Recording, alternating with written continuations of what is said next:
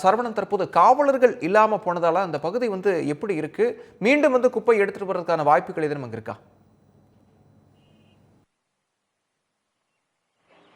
வணக்கம் விக்னேஷ்.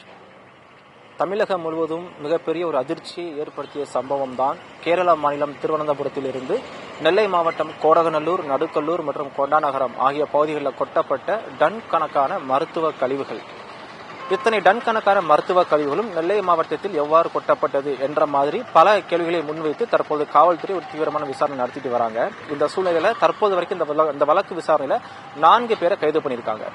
ஒட்டுமொத்தமாக கொட்டப்பட்டிருந்த இந்த டன் கணக்கான குப்பைகளும் இந்த மருத்துவ கழிவுகளும் எவ்வாறு இந்த பகுதிக்கு வந்துச்சு அப்படின்ற மாதிரியான விஷயங்கள்ல அனைத்து சோதனை சாவடிகளிலும் போதிய அளவுக்கு போலீசார் பாதுகாப்புல இருந்த போதும் இந்த டன் கணக்கான குப்பைகளும் இந்த மருத்துவ கழிவுகளும் எவ்வாறு நெல்லை மாவட்டத்துக்குள்ள வந்துச்சுன்றது மிகப்பெரிய ஒரு கேள்வியா இருக்கு.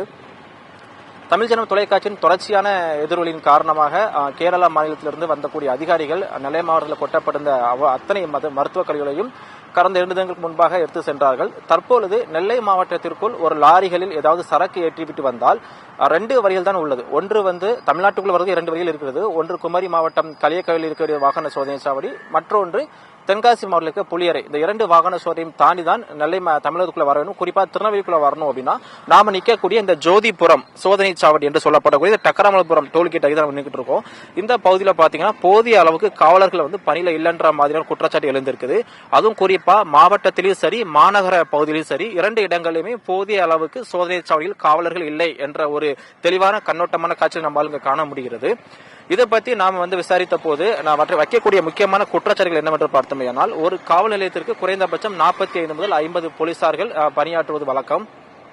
அதில் பெரும்பாலான காவலர்கள் கோர்ட் டியூட்டி, ஐஎஸ் மற்றும் எஸ்பிசிஐடி இந்த மாதிரியான பணிகளை பிரித்து கொடுப்பதன் மூலமாக இந்த மாதிரியான சோதனை சாவடிகளில் பணியமர்த்தப்பட வேண்டிய காவலர்களின் எண்ணிக்கை மிகவும் குறைவாக இருக்கிறதாகவே சொல்லியிருக்காங்க. அது மட்டும் இல்லாமல் காவலர்களுக்கு முறையாக வழங்கப்பட வேண்டிய எந்த ஒரு வார விடுப்பு ஓய்வும் வழங்கப்படவில்லை என்ற மாதிரியான குற்றச்சாட்டு முன்வைக்கப்படுகிறது. இதன் காரணமாக பணியில் இருக்கக்கூடிய பெரும்பாலான காவலர்களும் ஒரு அசதியான மனநிலையிலே அவங்க வேலை பார்க்கக்கூடிய காட்சிகளை நம்மால் காண முடிகிறது. நெல்லை மாவட்டத்தில் பல்வேறு மருத்துவ கழிவுகளும் குப்பை கழிவுகளும் கொட்டப்பட்டிருந்த சூழலில் பல போலீஸ் பாதுகாப்புகள் போடப்பட்டிருக்க வேண்டும். குறிப்பா சொல்லணும் அப்படின்னா திருநெல்வேலி மாவட்ட எல்லைகளான பேட்டையாக இருக்கட்டும், இந்த ஜோதிபுரம் டக்கராமலபுரம் சோதனை சாவடிகளாக இருக்கட்டும், இந்த 2 பகுதியிலுமே அதிக அளவில் பாதுகாப்பு இருந்தால் மட்டுமே இங்கு வரக்கூடிய அனைத்து வாகனங்களையும் முறையாக சோதனை செய்த பிறகுதான் உள்ளே அனுமதிக்கப்பட முடியும்.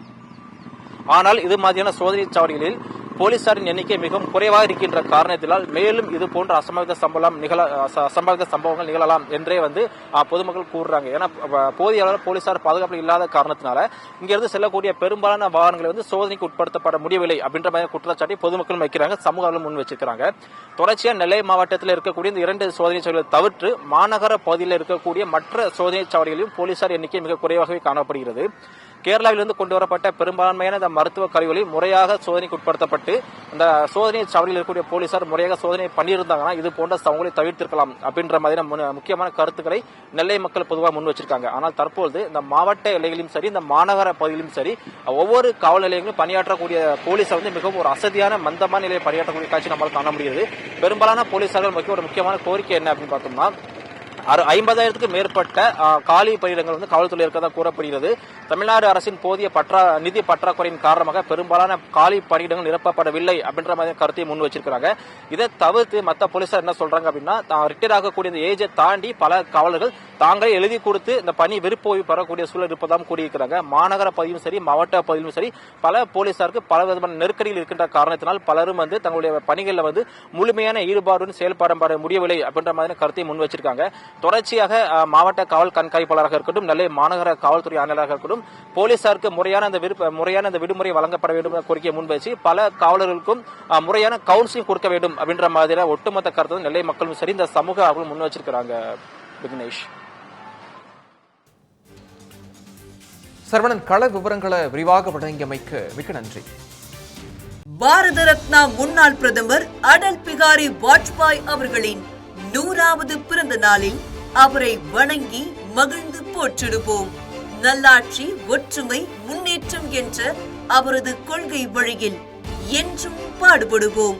கே. அண்ணாமலை, தலைவர், தமிழக பாரதிய ஜனதா.